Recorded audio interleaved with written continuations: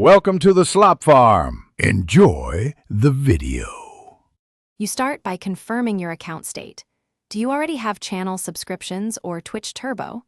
Once done, pick a clear path. Use official paid options for guaranteed ad removal, or select a reputable browser extension if you prefer a local solution. Make sure your browser is updated to the latest stable version. Then install the extension and grant only the permissions it needs. You're now ready to move into configuration and testing, so the removal actually takes effect when streams start. Now configure the tool or service. If you chose Twitch Turbo or a channel sub, confirm the subscription is active on your profile and that the streamer shows your sub badge. If using an extension, open its settings, enable Twitch filters, and whitelist only trusted sites if needed.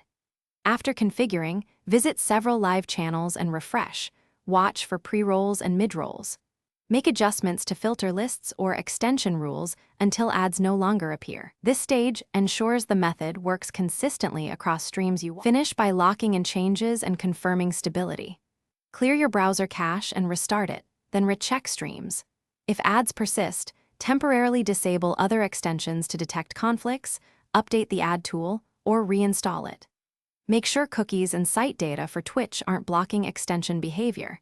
If problems continue, or you want a guaranteed, supported result, switch to Twitch Turbo or subscribe to the channel. One troubleshooting tip: disable all extensions and add them back one by one to identify. Thanks for watching. Consider subscribing if we helped you today.